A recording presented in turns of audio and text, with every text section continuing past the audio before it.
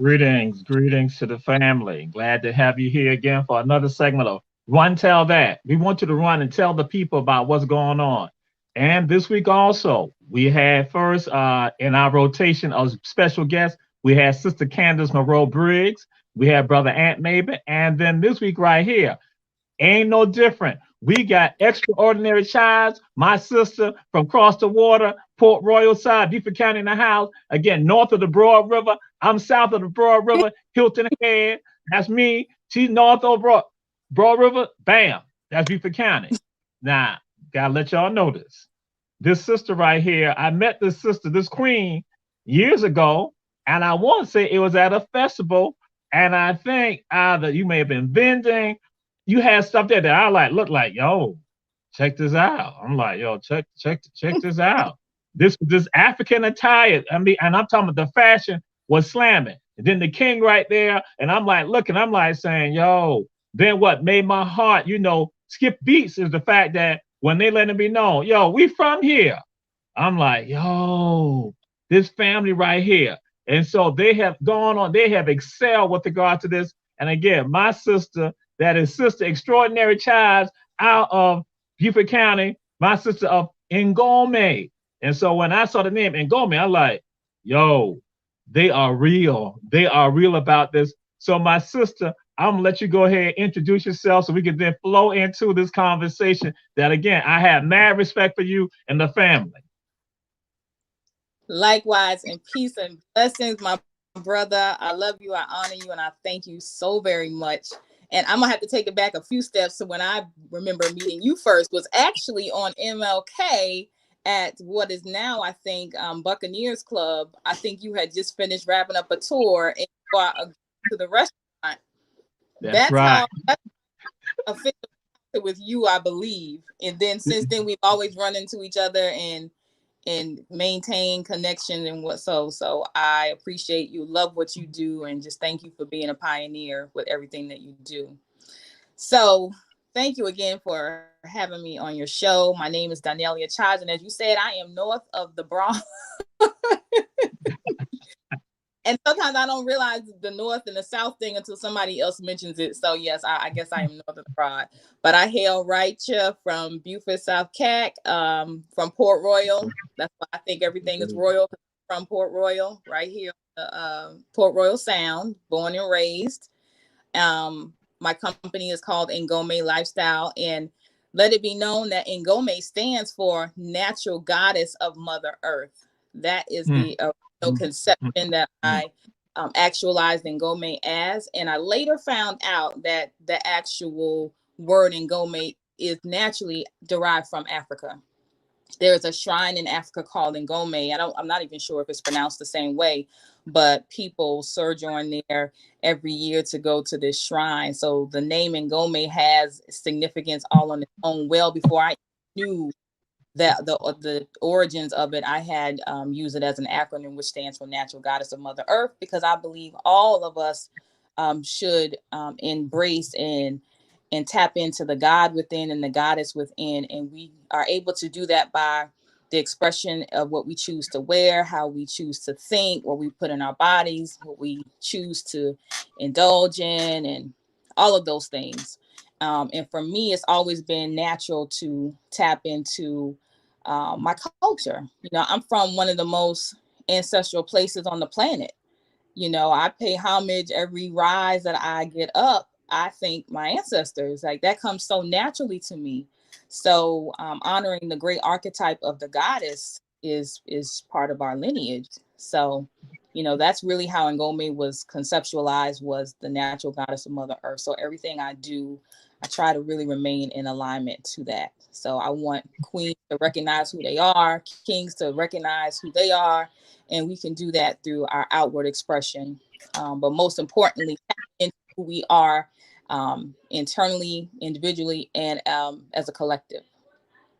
And so, Yes. yeah. So the brand itself is Diaspora Dopeness. We retail Africa inspired clothing and accessories. I get authentic goods from the continent, and I've been blessed to actually travel there last year in 2019 on an amazing trip. So was that 2019 or 2020? I'm getting the years mixed up now. COVID just threw everything off. Yeah, Yes, yes. of 2019. Yeah, that's when I went there.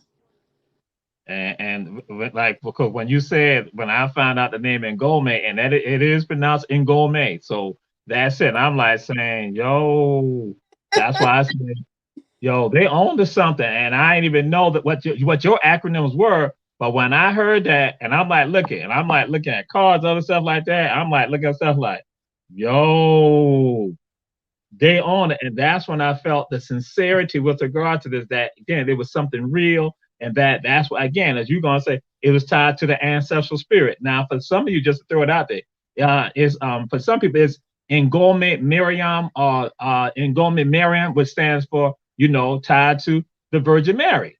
Again, African concept. That's why a shrine, they make pilgrimage right there on the continent. Again, and that's why when you said that, I'm like looking at y'all like, yo, yo, these folks right here. And that's why I had this mad respect for you all, because I knew that whenever y'all were doing anything, that it was serious, that it was real. And so I was like, yes. And what happened also when my sister threw it out there about with regards to the clothing, that again, it is something not to be ashamed of, to wear your culture and wear your culture with pride, because other people do that. Other people do that. Yeah. And they have no problem doing it. And we also didn't go and mimic it. I say it's nothing wrong. If you want to wear a Western style outfit, that's fine. But then if the person wants to wear an African style outfit, guess what? That's okay also. Nothing wrong with that, because again, it's about you celebrating who you are and also feeling good about who you are. And so that's why I want to get into that. Let you throw it out there with regards to what you do with regards to the NGOME lifestyle. What is that about? NGOME lifestyle is really about enhancing our confidence in our attire, not being afraid of it. A lot of times we relegate wearing cultural attire for Black History Month, or that Sunday during February when the church has the cultural attire, or a special event. We relegate it in a very small box of events and times of the year to wear African cultural attire. I want to normalize us wearing our attire. And our attire doesn't mean we have to be full garb from head to toe necessarily. Like today, I'm wearing a very simple maxi dress that's probably Western style, but I can probably take it back to more Egyptian, because a maxi dress is a long garment that fits, the female form. But I have on amber that I got from Baba G when the last time we saw each other. I've got on some African accessories to accessorize with, and I'm completely comfortable and confident. So there's so many different ways to wear the culture in a way that is comfortable for you, and that makes you feel confident. Because I think one of the things is when you're wearing cultural attire, however you choose, you should be comfortable with it. You should feel confident. You should not feel like it is something that is forced on you, or, be uncomfortable. You should feel a sense of pride. You should also feel a natural gravitation to wearing something that represents your culture. And that could just be a simple meaning of something. So for instance, wearing this amber, amber has very elements and components of significance. Wearing a warrior cuff, I'm demonstrating my divine feminine strength by wearing I call these goddess cuffs. So everything has a meaning and a purpose. Even wearing certain colors, like yellow reflects optimism and happiness. So I want to be in a natural, happy and optimistic mood. So I'm vibrating with the color yellow.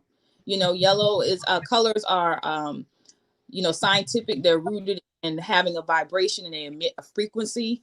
So it's just being intentional about how you're choosing to wear whatever it is, but making sure that it reflects who you are, where you are in your evolution as a person, and particularly making sure that you feel comfortable and confident in your cultural attire, however you choose to wear it. So that's my take on it. I think we play a nice role in helping people to transform their confidence and enhance their lifestyle by whether you wear NGOME lifestyle or you wear something from my brother in Charleston, brother Octavius, or you go to Afrocentric Network in Atlanta. we have so many choices and so many different ways to express ourselves with our attire. We have some of the baddest clothing on the planet, and all fashion comes through us. It comes through us. So a lot of times when we're wearing the European styles, they're not cut for us. They're not made for us. And when they get to the point where they're doing it because we're from the consumer perspective, to get us to desire it and want it, when they have no intention to represent us authentically. But we die to go represent their stuff. So I'd rather live in my stuff and what my ancestors created and what is made for us, represented, and be rooted in that, and not feel like I'm copying someone else. Be your own authentic self. Yes, yes. And Sister Terry Mobley, she put it out that there's normalizing, taking what you said, normalizing our own who we are, normalizing our own wardrobe. Now, it's something that I was not going to get into. I was not going to say anything, but this is something that popped up. I'm just going to say this right here. I have seen slamming, awesome, fantastic outfits that, again, designer outfits by NGOME. I have been jealous. I have been mad, and again, it's been on record. It's on record. I've been mad. I've been bothered with this. And, I want to say something. And then what happened last year, you had said something, right? When we saw Baba G, I had to, had to cover up my mouth. I couldn't say nothing. But what happened, Julius Hall just asked a question. He said, are there outfits for men? But Julius, I'm gonna let you know, I have been saying that, but then she shut me up last year. I'm gonna let you go ahead and handle it, sis. So I am primarily a women's boutique. However, I do try to cater to the kings, but I primarily service the women. But I acknowledge the kings, and I do carry a few men's pieces, and we are waiting for a shipment. But there's a lot of different logistics involved with things coming out of Africa right now, and especially with COVID, is impacting a lot of production and manufacturing on the continent. So brothers, if you just can be patient with me around springtime, I promise you I have some pieces. And there's one that's actually going to be named after this brother. I ain't going to call his name on the airways, but he know who he is. But I do carry accessories for men, like the brass bracelets, brass jewelry. We got a lot of beautiful jewelry pieces for the men's, but the clothing, more to come. So I hope that answers your question. Yeah, so Julius Hall now has his question answered. That's why I said I was gonna bring it up, because when she told me, like, listen here, we're gonna have something named for you, I had that shut me down right there, Bob. I ain't said no more. Boop. I ain't said, so I wasn't even gonna say that. Now, what has happened?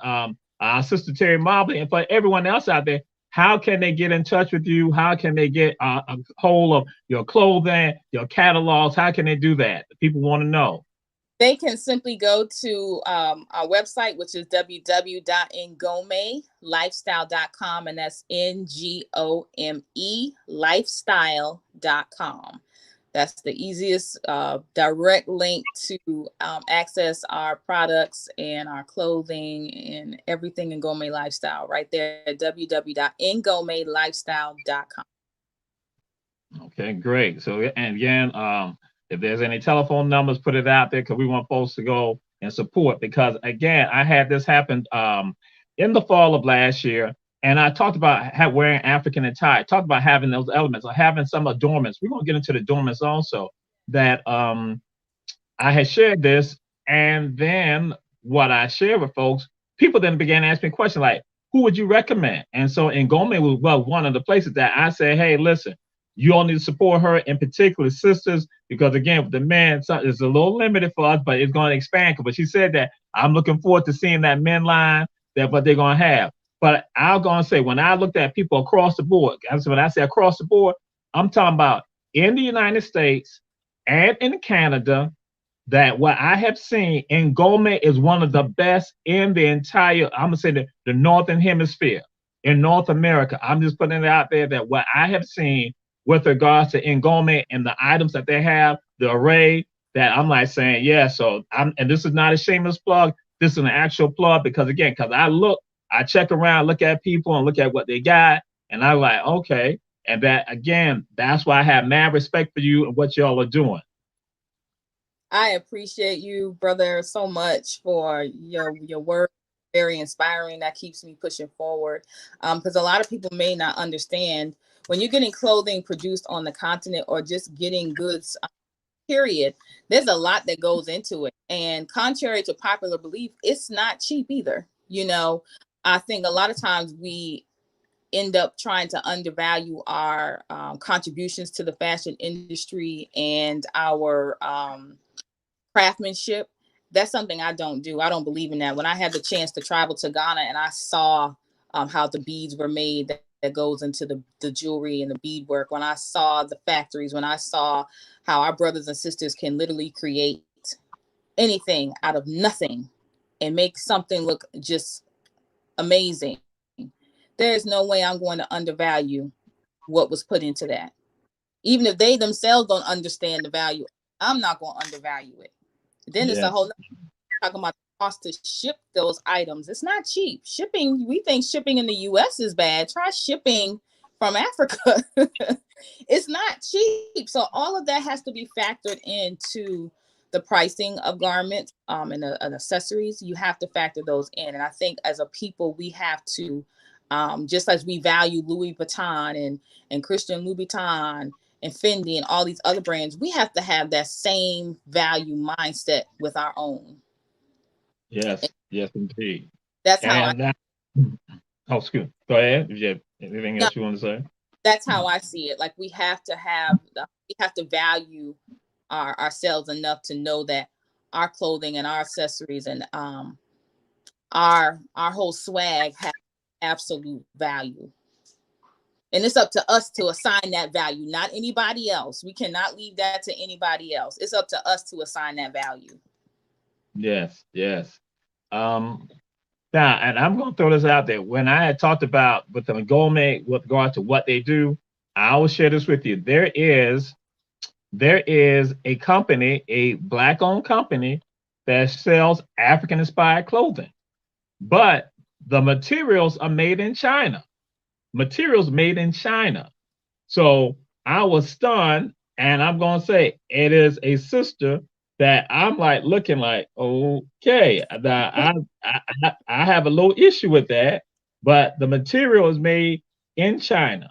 So again, even though it's African inspired, but again, it's coming from China, not from the continent. And so that's why I applaud you with regards to you are going to the people and making it happen with the people. And that's what it has to be about, that this is real with regards to the seriousness of what we're doing. And that I have to say this right here too, that you are involved in import. You're Mm-hmm. a major element with regards to business. That this is not just say something that's just local, that you are involved in importing. That again, that's a segment with Mm-hmm. regards to business that some people don't talk about. And that's one of the things I wanted to throw out there too. Again, one of the things that came up, I like to say, people got to understand this sister is involved in importing. This is not just say you Yeah, going to Atlanta, you going to New York, you going to Miami, you're going to the continent. Yeah, so I gotta going to get the acknowledge you. This is somebody right from here. This is somebody that for some of you out there who want to get into importing, this might need to be the sister that you can go get some information from and some wisdom from. And that's what it's about. It's about us always learning. So I had to go and throw that shout out and acknowledge you with regards to that because you're doing some great things with regards to importing. Because sometimes we think that's so far removed from us. right, right.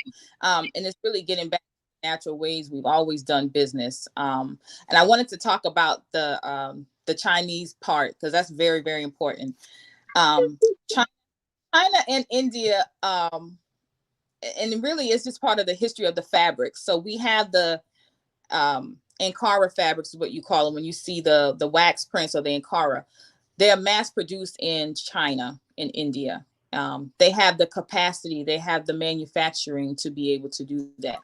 Actually, the root of the Ankara fabrics is a little bit of a sordid history between the Dutch and actually India. So the origins of the Ankara fabrics are really kind of mixed. However, it's the Africans that assign meaning to the different prints. So you do have authentic fabrics that are printed out of Africa. I've been in the factories. I know the companies that print authentic African fabrics, as well as the hand dyed batiks that you will find like in Nigeria and all along the coast of Africa and different parts of Africa as well. But there's a sordid history dealing with those fabrics. However, they relied on the Africans who assigned the meaning to the different prints. So for instance, you may see the Dinkra symbols in some of the different patterns and prints that may be printed from the Dutch or in India or in China. But the Africans have a huge influence on the actual patterns and the symbolism of the different meanings within those prints. It's the Africans who assigned them, because it's the Africans that actually notarized those fabrics and made them popular, and they're still popular to this day.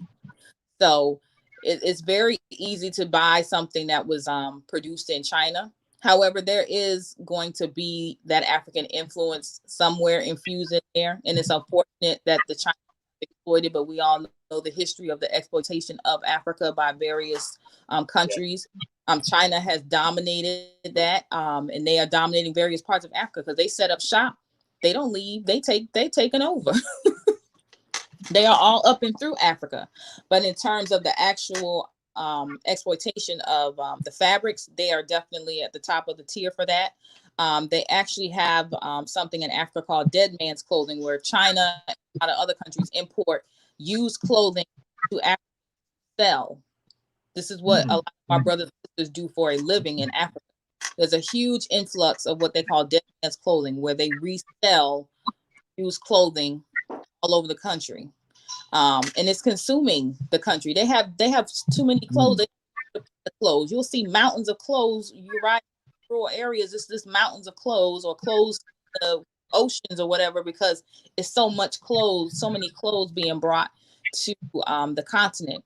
And to that point, I want to talk about the importance of sustainability. Now, one of the things that I think about with my company is making sure that one, I make sure that everything's ethically sourced and ethically produced. I'm making sure that there's no endangerment to those who are producing the clothes. I make sure the money that I spend is going back to the ones who are actually making it, touching it, and creating it, versus someone exploiting them. But there is the whole issue of sustainability, because at the end of the day, we all have probably too many clothes, right? How many clothes can we actually wear?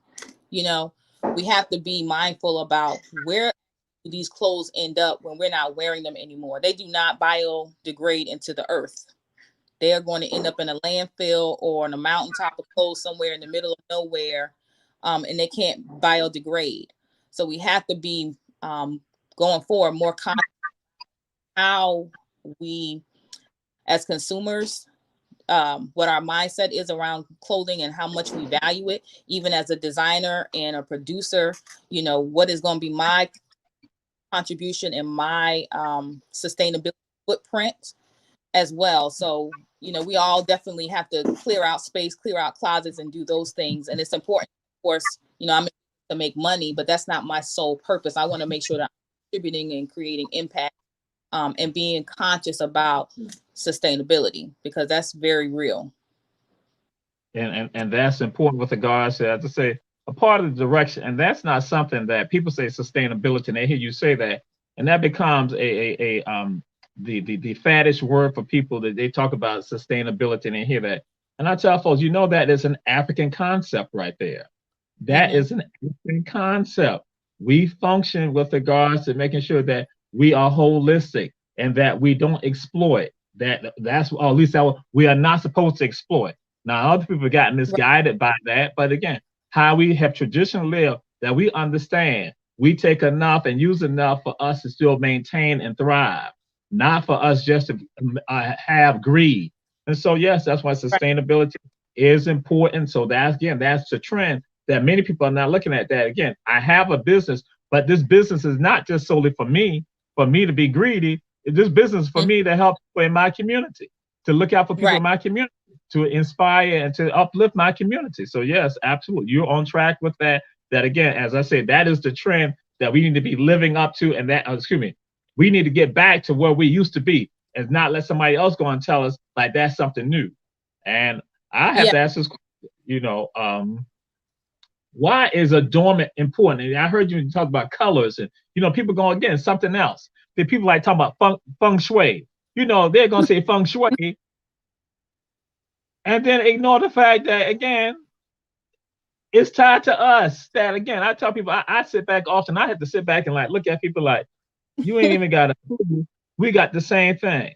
That you ain't got again go to some other place to get that understanding.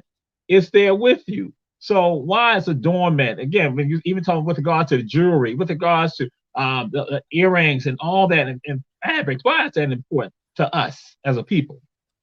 Ooh, it's important on many, many levels. First of all, adornment is very ceremonial. In our traditions, our culture as a people, adornment was always used for symbolism, for status, for ceremony. Just a plethora of different ways how adornment has been a part of us. It's a part of us. It's just a part of us. And I know African culture, I've heard that, children are even considered adornment. You want to make sure, I have a problem with, and this is probably a political statement, if you got a child and you dress to the nines, but your child is not, that's a disconnect. Yes, yes. Adornment to me is a huge part of consciousness, because when you adorn yourself, you're being very intentional about what you're putting on your person, how you are expressing yourself. Adornment is a function of expression. I'm expressing myself by the jewelry that I choose to wear, the symbols in the jewelry I choose to wear, the metals that I choose to wear. If I'm wearing copper for healing purposes, if I'm wearing lapis lazuli for the healing properties, if I'm wearing amethyst, all of that has significance and meaning. So adornment is consciousness, it's expression, it's part of us. So adornment is very important. And it starts with having a healthy and personal understanding of adornment and what it is for you as an individual, and as well as what it is for the collective. Because a lot of times most days when I go somewhere, brother, because I'm not afraid to wear my things and adorn myself, people are in awe. That it's like they almost don't know what to do. They don't know how to take you. And a lot of times it's not really us, it's them, that they're just like, they looking at me. I'm at the farmer's market and they like, ma'am, they just have to stop me. Ma'am, you just, they just don't know what to say, what to think. And I get it. I totally get it. Because if I was them, I'd freak out too. They know that I'm confident. I'm not thinking about them. And when I chose to put on that's why I released myself from certain things where I didn't have to consider them in my choices of what I want to wear and how I want to wear my hair and adorn myself. They are not in my consciousness, because a lot of us have an issue with being ourselves because we are following their standards, being on their jobs, or following their prescriptions. We are just not comfortable and we're not confident enough. I don't have that issue. And that's what I want to impress to other people. Release that. Release and be yourself is the best medicine. So adornment is very important for us as a people, for the meaning and the significance. And the aesthetics is just, the icing on the cake. Because like I said, people don't even know how to take you when you're out and about. I went in the Stevie yesterday and the white man, he just said, "You just look like a queen." And I said, "Well, thank you. I received that." Mm-hmm. And that's power. That's power, and that's why we're gonna move into this. I'm glad you said that. That it gets into with regards to, again, you being comfortable in your own skin. Some of us, as you said, not comfortable in our own skin, and so what we now go and look at self-empowerment. NGOME, what is NGOME's philosophy with regard to self-empowerment and cultural pride? Because again, I remember, as I go and say, I remember the conversation with regards to what you were putting out there when we right there on 43rd and Montgomery Street. I was like, yeah, that's just a guy understanding. So self-empowerment and cultural pride. What is the NGOME perspective on that? My perspective is that we curate traditional and timeless pieces and products that enhance your confidence, particularly your cultural confidence and your lifestyle overall. So when you see me or you see my products and you're inspired by that, that's motivation for you to get more comfortable wherever you are with how you're choosing to reflect the culture, or if you're not choosing. It's inspiring to someone. It's 9 times out of 10 very inspiring, and it gives you just that little bit more confidence to say, you know what, I can wear that. I can wear it my way. You don't necessarily have to wear it the way that I choose to wear it, but I can wear a pair of earrings with my sweatshirt and be cool and step out, and I'm here for it. So we're here to inspire. We're here to add value to the culture. We're here to educate. We're here to promote the culture. We're here with unapologetically. Like I said, I'm not thinking about when I'm choosing. I'm not thinking about them. They're not in my They're not in my lexicon at all. They are an afterthought. And even when I step out, I'm not thinking about them. I'm just not. And it's no shade towards them. And I want to talk about cultural appropriation real quick. Go ahead. I had when I had my storefront, I had a white woman that purchased a piece of artwork. I don't know if you know Sonia Robinson. She has a gallery over at the City Market. She was upon Kwanzaa Crawl, so yes. Okay, so she had this beautiful painting with she incorporated some mud cloth in the painting. So this white woman comes in the shop and she purchased the painting, and I had a mud cloth outfit there, and she wanted to purchase the mud cloth outfit because she was hosting a party. She thought it would be a really good idea to wear this mud cloth outfit. You know what I told her? I said, if you are comfortable and confident to wear it, you should have it. Who am I to tell her that she shouldn't wear that? Because guess what? And this is what I told her, because we kept it all the way 100. I wear y'all stuff every day, really by default. I wear it too, but by default, we have to wear their stuff. So I said, I don't have no issue wearing y'all stuff, but I'm going to do it my way. So she tried it up. Bad. It was nothing I could say. She was confident in it. And I didn't feel like she was misrepresenting anything. She's not trying to pass herself off as a Maasai warrior or who made this or anything. And as a result, she referred about 3 of her friends, and they came and bought a whole bunch of stuff from me. And that is tied to pride. You have the cultural pride, and so what happened? That's planting the seed in other people. And so guess what happened? Some of them see it, and they didn't like it also, because again, it is something that they enjoy, because just like with regards to people of color, we enjoy the Western style outfits, but then again, we just think that it's just a one-way street with regards to. No, it's an interchange with regards that it goes together. And as you said, the foundation with regards to that we see with regards to fashion, you got origins being tied to Africa. And so again, tend to disconnect from that. And so that's why I say it's so important. Again, as you throwing it out there saying, hey, if they're wearing the stuff that some of us might be ashamed about, you might need to rethink some of your perspectives with regard to having that shame. Exactly. And the reality is, all the major designers, they look to the streets of wherever we are to get inspired to design whatever they're putting together. We are the go-to for fashion. We always have been. We always will. We set the pace for fashion. And it has been these urban youth, that is these young people who are in, and not just young people, the young adults, that they are the ones in urban America, in urban Europe, that they are the ones, that urban Africa, that again, they are the ones that they look and see it. Then they're going to take it to another level, and then they profit off of that, and then we don't realize that our importance with regards to this dynamics. Absolutely. But then we want to go into about the importance of, again, from the NGOME perspective, the importance of self-esteem and self-awakening. And that's a powerful piece to segue into, and that's why when I said about the conceptual, the concept was about the natural goddess or God within. Everything we need is within us, right? So if we are tapped in and tuned in, we are naturally going to reflect it outwardly. However we choose to express that, it will come forth outwardly. So if we tap into our own personal development, we know we as a people have collective trauma. We know individually we have been plundered by trauma. We are constantly reinforced with trauma. But when we can truly do the work personally and effectively to find out who we are, whatever that looks like for you, whether you're Christian, Buddhist, Muslim, whatever works for you, tap into the God within. When you do that, you will be in alignment with most things in your life. You will just be in alignment. And it's just about tapping within first. A lot of times I use fashion as therapy, especially when I deal with clients. I am more concerned with how you doing inside versus outside, because normally if you trying to overdo outside, there's something internally going on.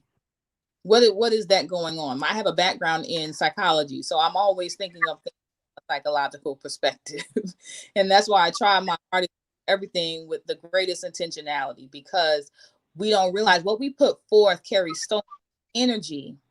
It carries so much energy, and nothing we are, who we have become, or who we have evolved to is by accident.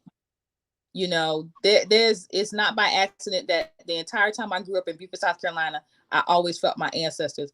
I always was the one that went against the status quo. I wanted to rock a afro in high school, and I did. I was always about my culture. I always stayed rooted in that, and it never left me. So it's I'm still the same me. I just evolved, and I got tapped in. And once I found out, you know, on my own spiritual journey, that what I need is already here. I don't have to go searching externally. And it's still a journey, but you know, once you know the root of some things, you can really move forward, you know, more. So learning and knowing who you are gives you a greater self-esteem, move forward and move and boldly and unapologetically in the world. Okay. And you said something, because that's what we're now going to move into, about spiritual awakening or spiritual reawakening. What is that about? What is that, your understanding? How do you view that when you like talking to the people and helping with regard to the spiritual reawakening or the spiritual awakening? I think people have held on to so many beliefs that they just that they inherited, and they became convicted by those beliefs. But now, as you start to evolve beyond your family ties, you find out things on your own, and you realize, hey, this may not fit for me anymore. You know, so it's okay for me to release some of those beliefs, because this is serving me best. I can still be spiritual without necessarily being tied to a religion per se. We have now more access to tools and resources to enhance our spirituality. The whole yoga movement, meditation movement, reciting affirmations, all that is deeply ancestral. All of that, the chanting, the tones, the all of that is from the ancestors. You know, even ancestral reverence. Like, we're hearing more and more of that, because we know if we can honor the prophets, Jesus and Muhammad and all of those, we can give the same reverence to our ancestors who paid just the grave of price, you know, whose life is just as valuable, you know. And we do a dishonor when we don't honor and you know, acknowledge our ancestors. So for me, when I began to really delve deeper and understand about my ancestors more, you know, that kind of was like sealed the deal for me. It was like, these are the people who got my back. You know, when my grandmother passed just a few weeks ago, I inherited a new ancestor. You know, life is a cycle. Yes, You know, yeah. and we just, you know, so at some point we just have to accept and understand those things. But I think the spiritual awakening is causing us to just become more conscious. There is a global awakening, and people are bonded so much by the beliefs that they have inherited that now they're ready to release. They may not be sure how to go about it. And a lot of times when people see us and they see us moving in the world powerfully and unapologetically and boldly, because we have a sense of ourselves, it inspires them and sparks them to take those steps to release things that no longer are truly serving them, so that they Yes. can dig deep and tap in to the God and the goddess within. So that's why And it's so important that more of us cloak ourselves, take the veils off, Be who we naturally are, be our authentic selves, because it inspires someone else to do the same. It Yes, just ma'am. does. Yes, ma'am. And I didn't mean to cut you up. You can still continue because I was going to say something, but go ahead. Yes, ma'am. If you got anything else you want to throw in. I started doing every Monday I'm on Clubhouse, and I started doing this Monday mantra thing, and it's just a 15-minute thing because you can get sucked in on the Clubhouse for hours at a time. Yeah. I'm gonna do this little 15-minute thing right here, but it's just a little quick spirit, a little it's spiritual in nature. It's just reciting mantras and affirmations to set the tone, to have a powerful week, and just be super intentional. And I noticed that more and more sisters that are maybe young are coming on, and they're showing up consistently because they want something different, because the old medicine ain't working anymore. And they know it. You can no longer just pray something away. You got to be in alignment. You got to be in action. You got to affirm things. You got to know things. You got to do the work.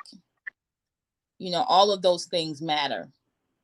So, if I can be a catalyst and a vessel, I'm here to be used. And that's why NGOME is more than just a clothing line. It's a movement. It's a lifestyle. I live what I'm doing. This is my lifestyle. Period. Can't be duplicated or replicated. Yes, absolutely. Now, some people are going to probably get mad with me about some of this. They're going to probably get upset with me about this, but you said some things that I think I need to go and throw it out there with regards to. I ask this question to people. I say, how many doors are there to the house of God? Or how many doors are in the house of God? Some people are going to say one. Others going to say two. And then some people are going to say many. I just asked that question. And that while sometimes the people are going to say that is only one, I'm trying to figure out their perspective with regards to, because see, they become so rooted in, as you threw out there earlier, in traditions that have been given to them, that sometimes they're not understanding the foundation, that when you go and explore it, you're going to see an even greater connection to who you are, that you don't necessarily have to follow that particular way. Right. And it's not knocking. It's not knocking any particular spiritual foundation. I'm just saying this because I said to folks, I said that, how do you say God in French? How do you say God in Spanish?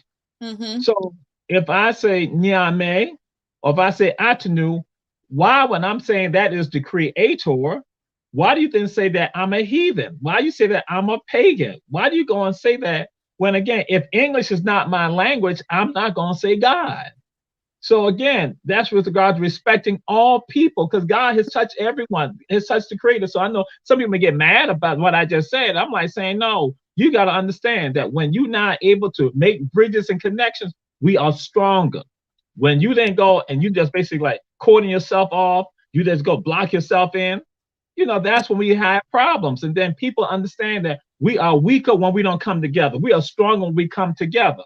So that's something I want to throw out there. When you said that, I'm like saying, that's, again, it's about that mutual respect. And I tell folks that our understanding is that God created us into different nations, so that we can get to know one another. And I hear people with, why is God wanting us to be in different nations? So then that way we can then do a synthesis with regards to this world. Yeah. When you not synthesize, you are stronger. And that I tell folks that diversity is divine. Diversity is divine. The Most High created that. Or even if you don't necessarily believe in the Most High or subscribe to the Most High, then again, nature has done that. Nature has caused that to come about.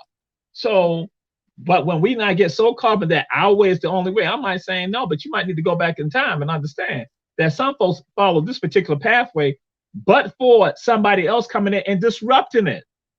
Now, I had to go on to say this. If you are African American in the United States, that there were some traditions that your people were engaging in the early 1900s and in the late 1800s that had connection to Africa. Nothing wrong with that. But what happened, we began in the 1920s and 40s and the 50s and 60s. We began basically this drive now to be more American. Now we thought we had to give up the Africanness. When in fact, no, just like you had talked about copper jewelry, I had someone approach me, and some people out there listening right now, Lieutenant John White, whose people also from south of the Broad River, from Hilton Head.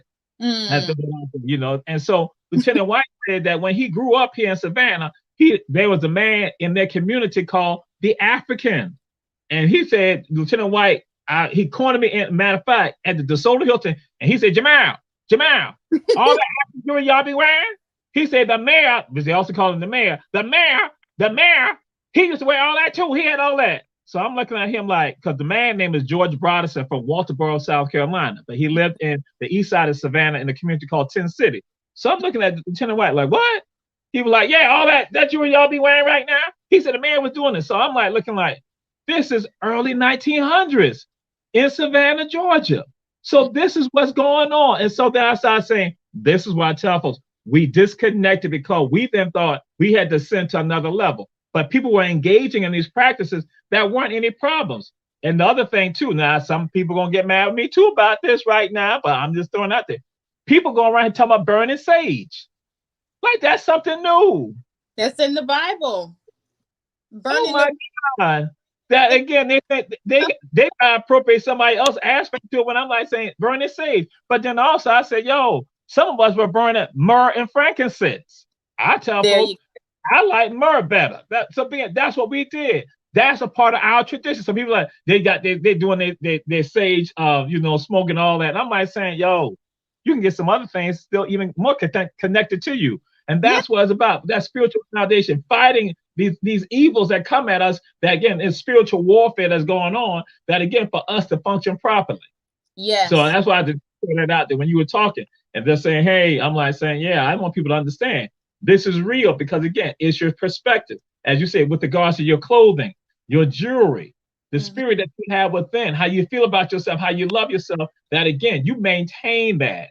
Because again, you know you have some principles right now. You have this guiding principle with regards to how you function and these limitations that go back in time. They go back to the beginning of time. The first people on this planet to acknowledge that there is a creator were African people. The first one to create rituals for a creator were African people. Yes. So again, your story is stronger than a whole bunch of other people, but then we become so disconnected and then we frown upon other people who then try to reach out. And so when you were saying this, I'm saying those young sisters, those young brothers, guess what they do? They're searching right now. It is something within them that they're trying to tap. They're like saying, this don't necessarily work for me.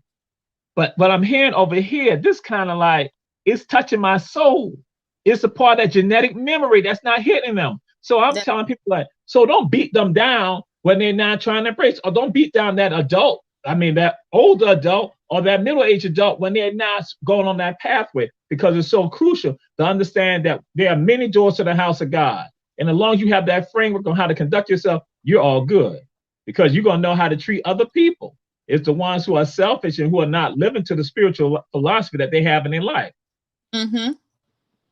That is so true. That is so true. And that actually reminds me of the mantra that we have for this week, which was in my Father's house are many mansions, and I am prepared for access, growth, and expansion. That was the mantra for this week. So, all right, that's it. There's more than one door. That's right. That's right. That's right. That's right. Of the world for by happenstance, because our indigenous people, nature, Mother Earth, the great archetype, it's so vast. We can't ignore it. We cannot value it. That's a whole nother topic. But the expression of the divinity is all around us. And some people get afraid when you go and talk about the divine of the person. I'm like, I tell people, I say, guess what? You have divine purposes in your life. You have divine purposes. I am not saying that you are the creator, but the creator has put you here for purposes, not a purpose, not one purpose, for purposes to help you impact the world. That's why you were created. That's why you are here. That's why you've been ordained. And so when that ancestor, that grandmama, that granddaddy, that mama, that daddy passes away, we talk about the changing of seats. That means that now, because they have hopefully, or what should be happening, you should have been listening to them. Yeah. or they've been training you so that way when they now make that transition, the seats now change that you now become the person to carry on because it's for generations of our people. And so, things are winding down, but it's a lot more. Like I said, we're gonna have you back again. Cause like I told people, I say what has been going on, and I've been so foolish that I didn't even tell people to share what was happening on our show. But I gotta throw something out there.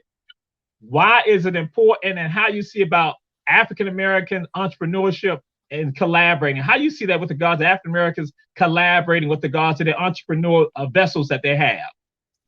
It's imperative, it's critical, and it's part of the village mindset. We have to be in the season of collaboration, and it's collaboration over competition. We should only be in competition with ourselves individually to become the best that we can be individually, but we should never be in competition with our brother and sister. We can collaborate, we can create a lot more impact, we can be more effective, we can share tools and resources that will help all of us be successful. We can go far alone, but together we go farther. And that's one thing I do with my business. And I'm in my communities, I collaborate with other female-owned business entrepreneurs. We do events together, and it sets an example to the rest of the world that we can work together. This is a misnomer that we cannot work together or come together. We have to do better. And with all of the access to technology right now, it's so much easier to come together and collaborate. So I think collaboration is vital. It's vital to our survival right now, and especially in entrepreneurship. Yes. Absolutely. It is crucial. And I will throw this out there that we collaborate also, that our show would not be able to happen if it was not for very gifted. Again, have excellent t-shirts of inspiration. And so our show is done by Very Gifted. Had to throw that out there. Very Gifted. They're on Facebook. And I'm thinking Very Gifted might need to get with NGOME. That's what I'm just throwing it out there. Very Gifted might need to get with NGOME because some things they're doing.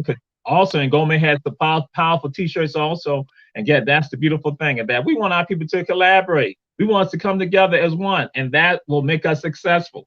We've shown that with regards to, just throw it out there, the Kwanzaa Crawl. One of the businesses that was in the Kwanzaa Crawl is featured in the Savannah Morning News. I'm not saying too much about that because although Keisha Gibson Carter is going to do more about that, then I'm going to just follow suit behind her. But that shows what can happen from BEMA, Coastal Georgia Minority Chamber of Commerce. Again, that's what happened. A. Philip Randolph Institute, that's what it's about. So what I try to do, I try to at least leave some spiritual antidote or appeal for the people. And so I'm not going to do that this time, my sister. I'm going to throw it out there to you. I'm going to throw it out there to you with regards to that. Is that to whatever you want to get to the people? That's it. Because we are honored to have you here tonight. So NGOME, check out NGOME. Well, you know what? I'm gonna say what I said just before you. With that, I had two things. In my Father's house are many mansions, and I am prepared for growth, access, and expansion. And alone we can go far, but together we go farther. And that's an African proverb. So we need to make supporting Black businesses our natural inclination. And support doesn't always mean you have to spend money. Like, share, repeat, rinse, and repeat. Keep the cycle going. Because we need us now more than ever. That's right. COVID that's right. will hit the whole entire world. Yes. So. And again, my sister, we appreciate you. We thank you for coming on, but this will not be the last time we will have you again. And what we want to do, we want to bring out progressive people who will have an impact in our community, who are helping us to be developed. And that's why I'm so honored to have you this evening, and so honored to have you as family. And that's why, and I'm looking like Julius and everybody else right now. We all waiting for that men's clothing line to get here. We want them containers to get here because, again, she's doing influencing, like I said. She's doing importing. So we just waiting for them ships, those cargoes, them container ships that come down to the port in Savannah. We waiting for them ships to come in. We right there waiting. If you need somebody to help you take the stuff off the container, we'll be right there, putting on the truck, and we take it on over to Buford. But then knowing how Julius Hall and some other people might do, they might be trying to do some selling right there on the spot. I'm just saying. Hey, I'm gonna remember that. So, brother, this has been a blessing. I so appreciate it. And I'll be honored to return anytime. This was amazing, and I appreciate it. And thank you all who joined in. Thank you, Brother Julius. Pleasure to meet you. And until we meet again, I will be right here. So that's call right. me. That's right. And Beaufort County, Port Royal. That's right. So yes. Yeah. North of the Broad. We'll see y'all next week with another segment of Run Tell That. Again, sponsored by Berry Gifted and Berry Gifted on Facebook. But also check out NGOME Lifestyle. NGOME Lifestyle. Peace and blessings to the family. And be safe.